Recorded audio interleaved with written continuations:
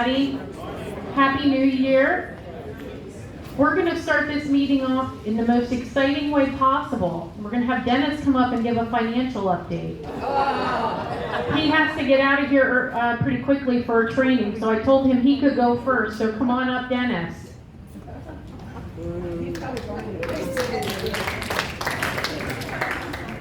Happy New Year, everyone. 2023 is here, ready or not, right? All right, so we're in the process of getting 2022 closed out, and so that's what we're going to be doing this next week or so. But what I wanted to do is give you guys kind of an update for November, just kind of gives you a feel for where we're at as we're heading into the end of the year here. We had our revenues for November were $3.3 million, which was 2,041 over budget, which was actually excellent because we were down like 14 units in the independent living, but we made up in all the other areas: assisted living, memory care, even innovative, which is our home health. They actually had a fantastic month. So we actually, even with independent living being a little bit down, we actually exceeded revenues for the month. Salaries and benefits were $1.6 million for November, and that was actually $146,000 favorably below budget. In fact, every department, with the exception of the health center, was below budget, and the only reason the health center was over budget was really mainly due to agency nursing, which is kind of an obstacle we're having to deal with post-COVID. So that's an area that we're continuing to battle. A lot of progress has been made, but that did cause those expenses to go a little over. In terms of non-wage expenses, we had just short of 1.8 million, and then collectively that was 3.4 million in total operating expenses, and that created a net operating loss, unfortunately, of 117,000. However, it would have been a fantastic month, with the exception of we had a large liability claim from a prior year that hit in November. And everything that we're able to control has been continually getting better and better. We've had, if you don't count a couple claims the last couple of months, we would have had net operating incomes in the 300,000 plus range. But we've had a couple of those back to back. Again, prior years, can't really control those, but unfortunately they does hit our bottom line. But anyway, things are moving well. We're really excited about the start of the new year. Financially, things are looking good. And then the one other thing I wanted to pass on is on your January bills, you probably already got them. You'll see the homestead exemption credit. It's around $445 that you'll see on there. So anyway, just wanted to give you a heads up that that's there. And I wish you guys an excellent start to your new year. Thank you, Dennis. And I'll just piggyback a little bit on something Dennis said. While we were favorable in our salaries and wages for most of the departments here on campus, that's because we have a lot of open positions. So while it's a positive thing to save the expense, we also want to fill those vacant positions that we have. And I know Martha and Teresa and all the teams across the community are working real hard to recruit and fill those vacancies. And we are making some headway. I will give, I don't see Martha up here, but I'll steal a little bit of her thunder and give some great news in that Carrie will be returning to Freedom Plaza. Yay! So we're hopeful that she can start again at the beginning of February. She decided the cold weather in New York maybe wasn't as great as she thought it was going to be. So we will welcome her back with open arms, and what a great thing for Freedom Plaza.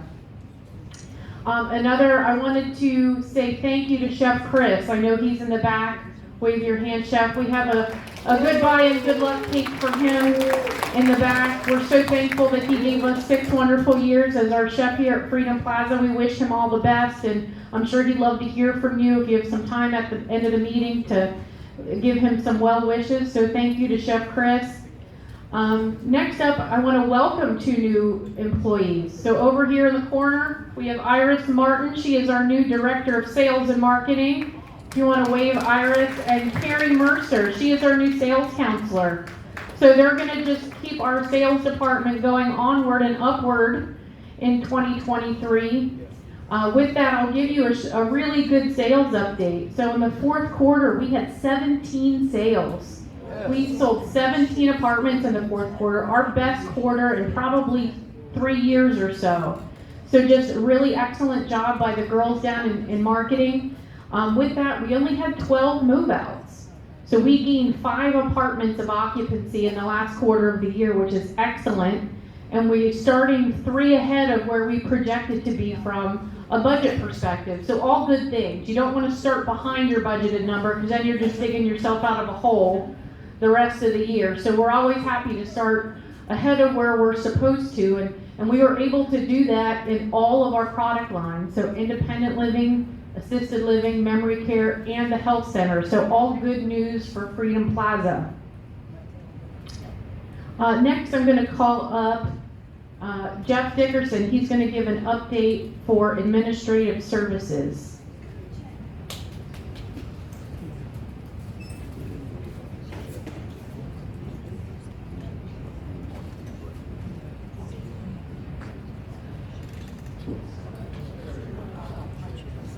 Good morning, everyone.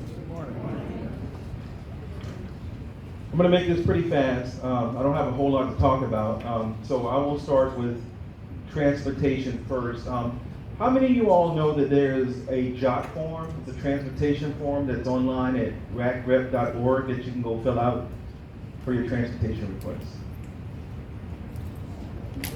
It's bad? Not user-friendly. Okay. Is Ron around? Ron Sweet? If it's not user-friendly, we'll take a look into it. I'll get with Ron and see what the process is on how to go on there. But that is an excellent way to fill out your transportation request. And it comes automatically, comes to us through an email. And we open it up and we go on there and we make your reservation, and then we send an email sent back to you saying it's been approved or denied or whatever. So if there are some flaws with that, I'll get with Ron and then we'll look into it. But it's a more efficient way of you filling out your transportation request, and I wish more of you would use that because it cuts down on phone calls and all that other stuff. So, but I will get with Ron. If there's any kinks in the system, then we'll look into it. But we do receive quite a few requests through that JOT form at racrep.org.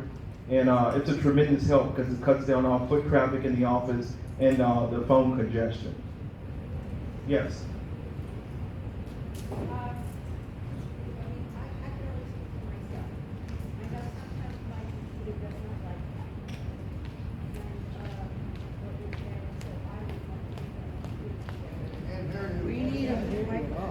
She said that sometimes she has problems with her computer. So she has a hard time getting online to go online and fill out that form. And that's understandable. Some people don't have computers. Or if you're having a problem with that, I'm not saying don't come down to the office and do your request or call, but I'm just saying it's a much more efficient way of doing your transportation request. And it saves you a lot of time too with coming all the way down to the office and stuff like that. But if coming down to the office works better for you, then so be it. And we encourage that you do come down to the office and fill out your transportation request form. Okay? We love to see your beautiful faces in there from time to time. Okay? Yes, Mr. Talarico. I'm going to talk to you about golf cart security. I'm going to get to that. Give me a minute. Okay, I'm going to get to that. You want to get to that? Yes, sir, I promise you. Scheduling. I've talked about this in the past here too. The scheduling, where it works is like we require 24 to 48 hours in advance notice to schedule your transportation appointment, but that does not mean you can't call in a month in advance, 3 weeks in advance, 2 weeks in advance. You can call in a year in advance if you like and schedule that transportation request with us. The further in advance, the more planning we can do to make sure we can accommodate that request. We still get a lot of calls, last minute calls, and we like to call those add-ons, right? The schedule is done around 2 o'clock the day before. Sometimes when we come in the morning, there's messages on the machine after business hours, or we get calls in the morning, seeing if we can fit someone in for that day. It makes it really difficult because when the schedule's done, all the drivers are assigned to a resident to take them. There's no assignment to pick up. There's an assignment to take you all to your appointments. So once that schedule is done, all the drivers are locked in. So if we get a call, that last minute add-on, then we have to reconfigure the whole schedule for that day. And it makes it rather difficult. Sometimes we have to pair residents up in a vehicle. Sometimes we're not able to because it might be a wheelchair vehicle. We can't only fit one wheelchair in there, right?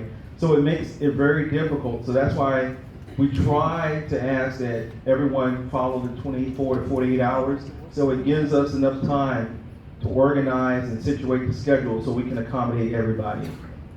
I think Vanessa, she's our new transportation supervisor. They've made strides in the office to try to accommodate everybody, even if you're a last minute add-on, because we're aware that things happen. You might get a call from your doctor's office the night before or something saying, hey, we can fit you in an appointment. And we try to accommodate that. But the further in advance you can make these appointments, the better we can accommodate you all, okay? All right, security. Mr. Tallarico. So, recently on Friday, we had a golf cart theft, and it happened over in golf cart parking. We have addressed the issue. We have been looking at security cameras to see how the potential theft happened. We still have not seen anything on our cameras. We do have cameras out in the parking lot. We got cameras all over the campus, right? The entrance and the exits. We have cameras there, and we'll still reviewing that information. But I will tell you this: if you have anything stolen on campus, right? We do, even though we do have a security department here, their only job is to observe and report things, right? Their job is not to confront anybody, because in this day and age, you never know what you're going to get if you try to confront somebody, right?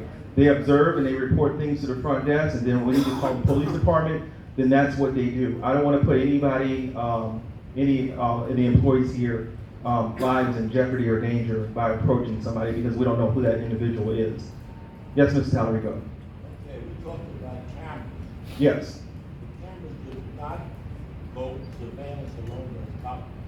You said there's no camera there, but the camera is out on the exit and entrance of the building. We do have cameras that are trained. They're attached to the building, but they're trained to the parking lots. The marketing parking lot, we have cameras that are attached to the building, so we can see the whole parking lot on the marketing side, and then also on the side where the golf carts are. We can see all the traffic that comes in and out of there, and also the parking lots. We can see that. Now, where the dog park is, we don't have cameras back there. So, one thing that I came up with, I know we have a back gate where the storage containers are. They have a front entrance. You know, you go to your locker, you get your stuff out, and then you can go out of the exit over there, or entrance, however you want to use it, right? So I think it's better that for now that we lock that back gate, keep it locked, because if you go in through the front and get something out of one of your lockers, you can just make a right turn at the end and then just come out of the front, that big front gate. So we don't have cameras back there right now, but I think that's the best thing to do for right now, because someone can actually walk in that back gate, take something, and then walk out and hit the golf course and be gone. And we wouldn't be able to see that for right now. So I think until further notice, we're gonna lock that back gate. Yes, sir. Mr. Tallarico brought it to our attention that his golf cart was gone on Friday. I think the last time he had saw it was like a week prior, and he noticed that it was gone on Friday. So he brought that to our attention. We tried to review the cameras, but you know, we have to review, and you know, when these things happen, if they can be reported us as soon as they happen, like Mr. Tallarico did, but looking at a week's worth of footage, 24 hours in a day, and the camera, we can only fast forward it so far, right? And the camera only goes back so many days, right? So it's a long, lengthy process for us to look at a whole week's worth of video footage for 24 hours in each day. Yes, sir.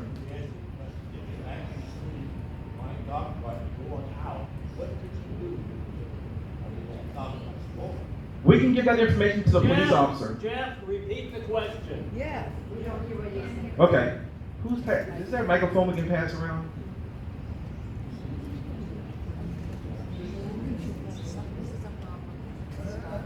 Can you repeat that question, Mr. Talarico? Yes. It's on. Hello? Okay. My question is, if a golf cart is going from the caged-in area, the guy comes in, sits in the golf cart, puts the key in, takes the golf cart out, what could you do? Even if you see him on the camera, what could you do to get my golf cart back? We give that, it's not in our line of duty to get the golf cart back. We pass that information on to law enforcement, right? It's law enforcement's responsibility to get that golf cart back. We are not law enforcement here. Yeah, and they have retrieved golf carts back for us. Like at the beginning of the year, I think the dining golf cart was stolen and a golf cart over at our assisted living, our AO, was stolen. They got it back in the same day because we reported that information to them as soon as we found out and gave them the information and the VIN numbers and all that stuff on each golf cart, right?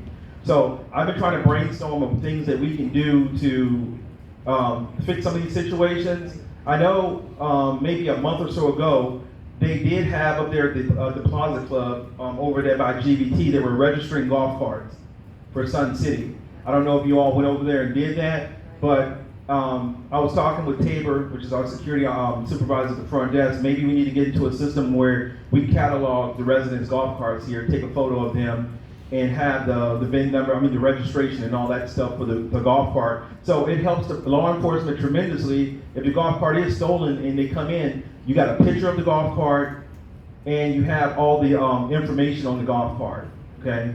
So I think moving forward, when we get to that situation, that we're going to try to come up with something to rectify the situations. Yes. I'm not finished. My point is that my golf cart is gone. Yes. To retrieve my golf cart is almost an impossibility the way I see it. How could they retrieve my golf cart? They could be down in Miami somewhere, it could be up in Pennsylvania. How could they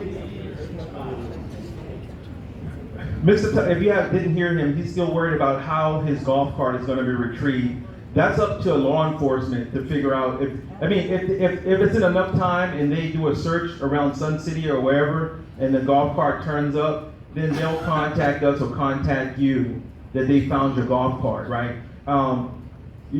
Everyone should have insurance on their golf cart, right? To protect you in case of theft or something of that nature.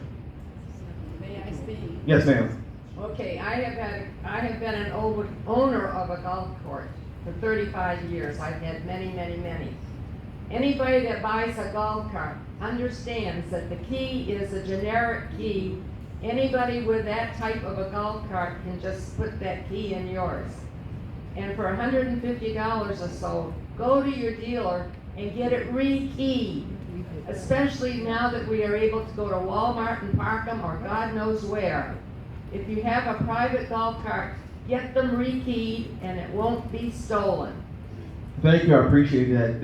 That is a good piece of advice, to get them re-keyed. With my prior golf cart, I did that. Yeah. Yeah. Aware of that. Aware that anybody that has an easy go key, they can set up for easy go, right? Yeah.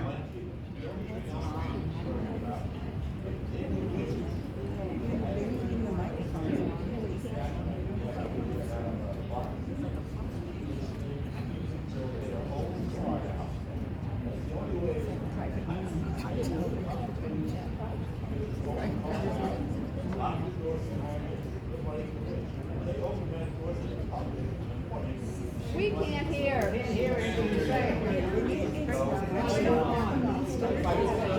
Hold the mic. Okay, Mr. Talarico is concerned that anybody, the golf cart parking is open up from sunrise to sunset. He's saying that anybody can walk in there at any given time during that time and go in there and take someone's golf cart. We have employees that work outside. It's a pretty active community during the daytime, right? So those are some things that we probably could notice. And plus, we have a security officer that patrols the campus. Every hour, they're driving around the campus doing their checks. Even when they're transporting residents or visitors or employees around the campus, they're pretty much looking out for stuff. They're keeping their head on a swivel. So that's something that we probably would notice if it happened in between that time. But, you know, we can review new ways to add to security over there. I don't know if giving everybody that has a golf cart over there a key card and changing up the system is gonna help either. I just don't think that's gonna help either. Because the gates have to be physically open, right? If we had some electronic control gate where you swipe a card and it automatically opens up, but some of the residents can't open up those gates. Because, you know, sometimes some of our guys struggle to open those gates up sometimes because they're pretty heavy. So I don't know if that's gonna be the answer to the question either. But we can review ways to tighten up the security over there in the golf cart parking. Yes, sir, Mr. Palmer. Can't we resolve that any other carts and truckers? No, sir, Mr. Palmer asks, has any other golf carts been stolen in the last week or so? No, sir, they have not been. Yes, sir. In the last year, there have been a couple of golf cart thefts. I have a question for you. Is this the final question? Is this the final question? Who has the question? Is this the final question? Yes. The question I have is, in your position, aren't you charged with planning and making sure that you have a plan that covers all of this kind of stuff? And if you do, what's being done to think ahead on these things? It always seems that you're behind the eight ball.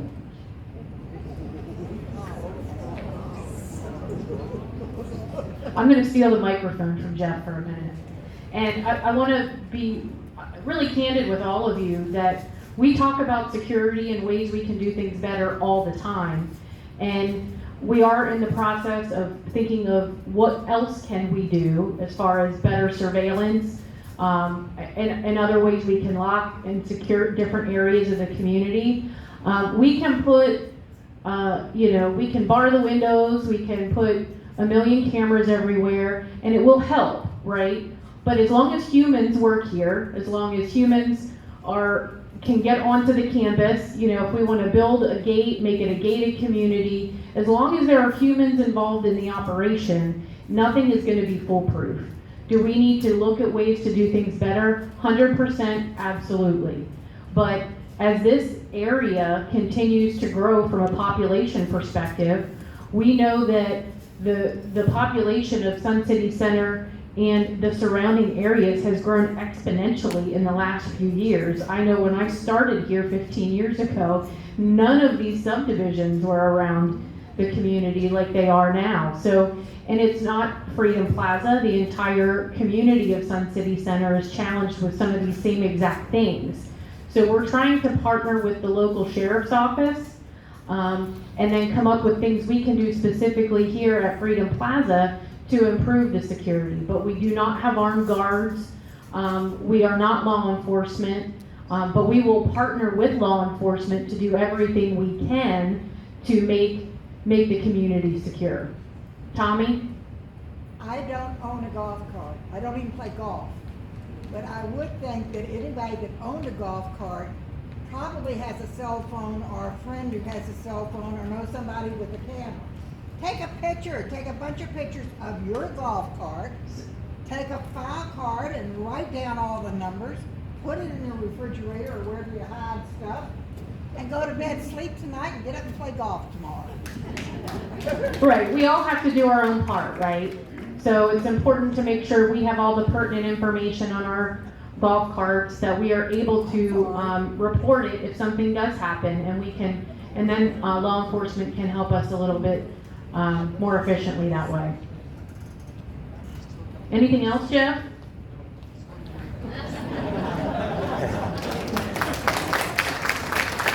So Sibby was gonna give an update today, but he's stuck down at Golfview Terrace. There was an issue with the pump station this morning. I don't know if any Golfview Terrace residents are here heard an alarm going off this morning.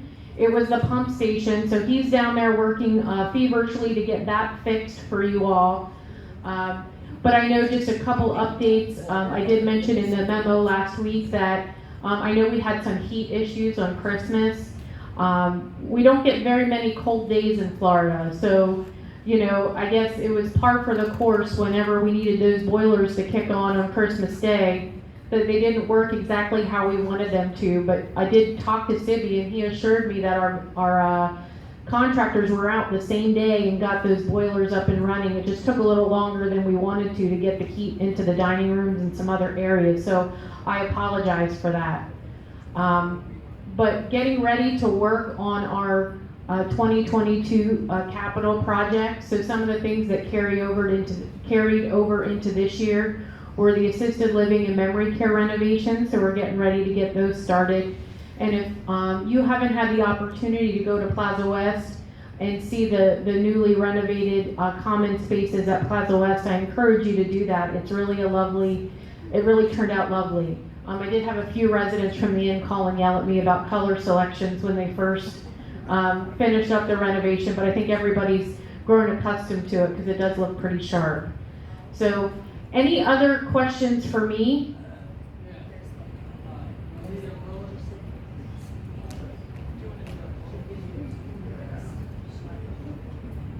I've raised this issue, as you remember, before, but those of us who like and enjoy DBT are always feeling neglected by the management because we don't feel that we have any social activities for our unit. A lot of people are there and they don't often come over here for social events.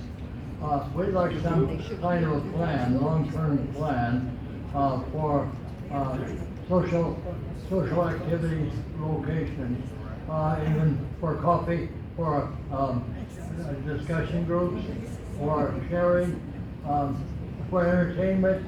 We'd like some separate location activities for that. For example, we used to have a concert come over by our pool and sing for us once a month. And that was the beginning of some kind of social activity, but it only lasted maybe about 3 or 4 months. What I'll do, Susie, I'll put you in connection with Mr. Behringer, and we'll try to get some specific activities set up for Golfview Terrace. I'm hearing we want some outdoor concerts.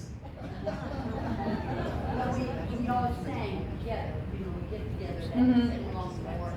Gotcha. Any other questions? I have a question. I would like an update on the report from the arborist about the trees on campus, The ones from the golf course? all over the campus. Okay. So what I'm familiar with is there were several trees on the golf course that had some sort of disease and it was killing them. So we were planning to remove the trees and replant them, and that was all being coordinated through Hillsborough County. What I can't tell you is I don't know specifically where we are in that process, but what I can do is I'll get with Sibby and put something in the memo this week, if that's okay, with an update on where we are with the trees.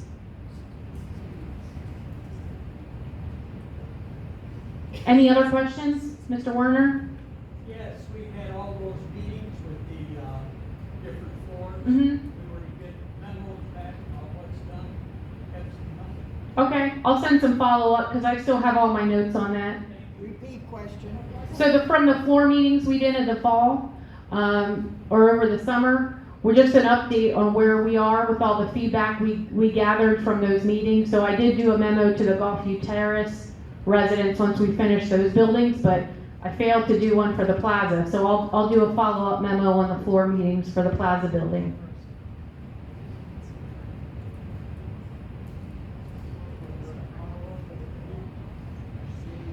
Yeah, we sent out a memo after, it was probably last June or so that you got that, so it was about 6 months ago. Any other questions?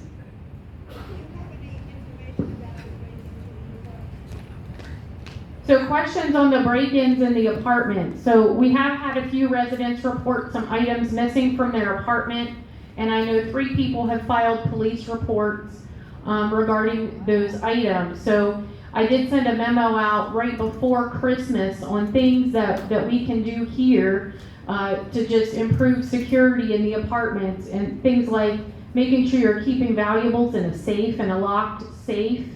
not leaving your door ajar in the hallways.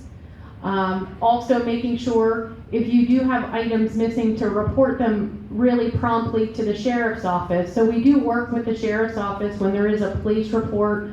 We provide information on who has entered the apartments with the key cards.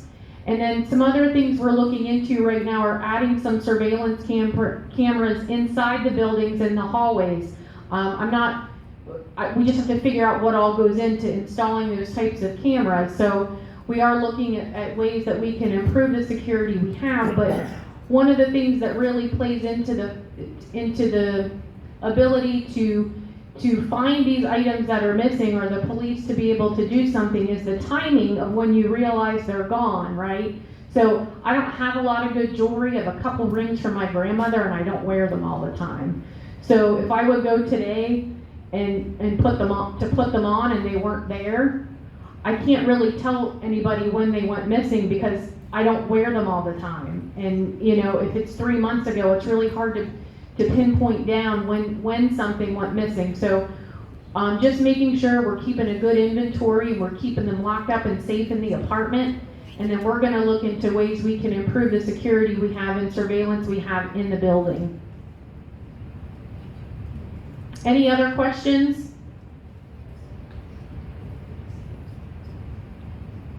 One of the issues, can you hear? Mm-hmm. One of the issues that I found was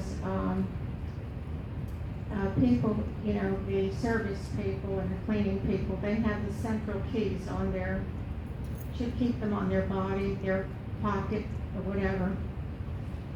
And I found that in cleaning, that some of the people will keep the key in their pocketbooks outside on the cart. You know, they're going in to clean someone's apartment, and the key, which is a central key, is sitting on the cart.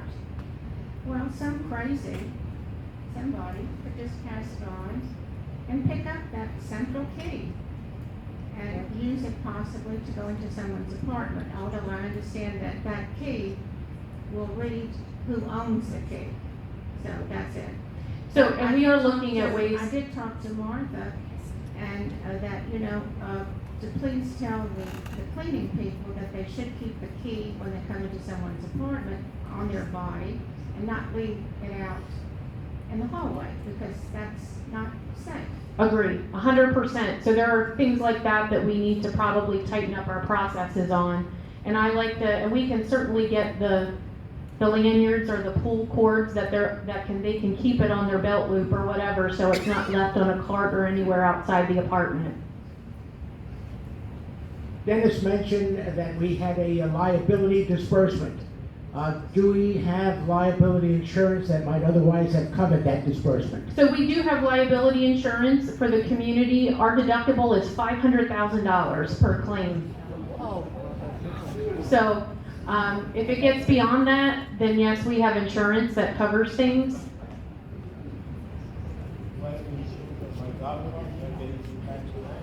Well, you're to have renter's insurance that protects your belongings. We have a liability insurance and property insurance that protects the building.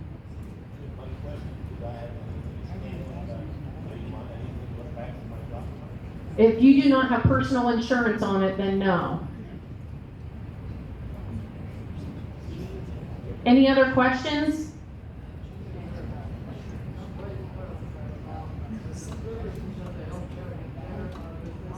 So the question is there anywhere that the services that are provided in the healthcare center are listed? We can certainly get you like an ancillary price sheet. As far as like a scope of what services are provided at Plaza West, we can probably get you a short summary of what services are provided in a skilled nursing facility. All right, well, if that's it, you all can go enjoy some cake if you haven't had some already, and say goodbye to Chef Chris. I know he's gonna miss everybody. We're gonna miss him. Thank you.